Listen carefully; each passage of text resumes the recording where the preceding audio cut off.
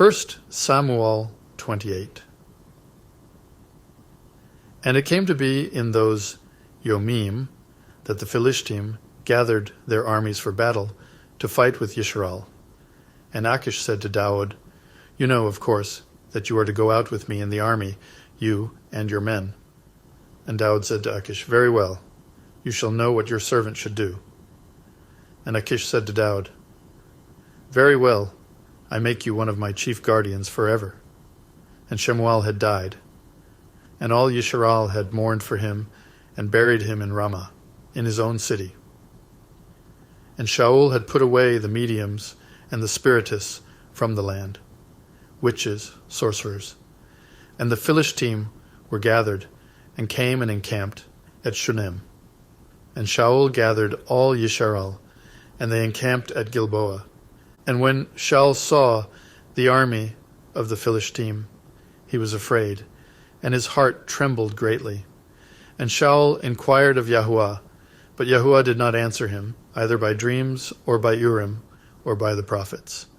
Shaul then said to his servants, "Find me an Ashah, who is a medium witch, to go to her and inquire of her." And his servants said to him, "Look, there is an Ashah, who is a medium at Endor." And Shaul disguised himself and put on other garments, and went, he and 2 men with him. And they came to the Ashah by Lailah, and he said, "Please divine for me, and bring up for me the one I shall name." But the Ashah said to him, "Look, you know what Shaul has done, how he has cut off the mediums and the spiritists from the land. Why then do you lay a snare for my life, to put me to death?" And Shaul swore to her by Yahuah, saying, "As Yahuah lives, no punishment comes upon you for this matter." And the Ashah said, "Whom do I bring up for you?" So he said, "Bring up Shemuel for me." And when the Ashah saw Shemuel, she cried out with a loud voice. And the Ashah spoke to Shaul, saying, "Why have you deceived me? You yourself are Shaul." And the king said to her, "Do not be afraid. What did you see?" And the Ashah said to Shaul, "I saw a spirit coming up out of the Eretz." And he said to her, "What is his form?" And she said, "An old man is coming up, and he is covered with a mantle robe."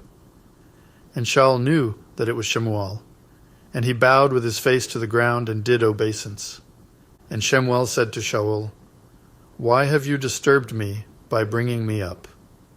And Shaul answered, "I am deeply distressed, for the Philistine are fighting against me, and Allahim has turned aside from me, and does not answer me any more, neither by prophets nor by dreams. So I have called you, to reveal to me what I should do." Then Shemuel said, "And why do you ask me, seeing Yahuah has turned aside from you, and has become your enemy? And Yahuah has done for himself as he spoke by me. For Yahuah has torn the rein out of your hand, and given it to your neighbor, to Dod.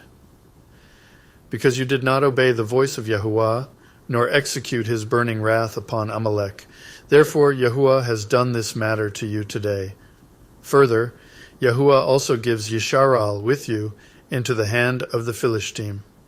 And tomorrow you and your sons are with me, dead. Yahuah also gives the army of Yisharal into the hand of the Philistine." And immediately Shaul fell on the ground, his complete length, and greatly feared because of the words of Shemuel. And there was no strength in him, for he had eaten no food all Yom or all Lailah. And the Ashah came to Shaul, and saw that he had been greatly disturbed, and said to him, "See, your female servant has obeyed your voice, and I have put my life in my hands, and has listened to the words which you spoke to me. And now, please listen to the voice of your female servant too, and let me set a piece of bread before you, and eat, so that you have strength when you go on your way." But he refused, and said, "I am not going to eat." But his servants, together with the Ashah, urged him, and he listened to their voice. So he rose from the ground and sat on the bed. And the Yahusha had a fatted calf in the house, and she quickly slaughtered it. And she took flour and kneaded it, and baked unleavened bread from it. And she brought it before Saul and his servants. And they ate, and rose up and went away that night.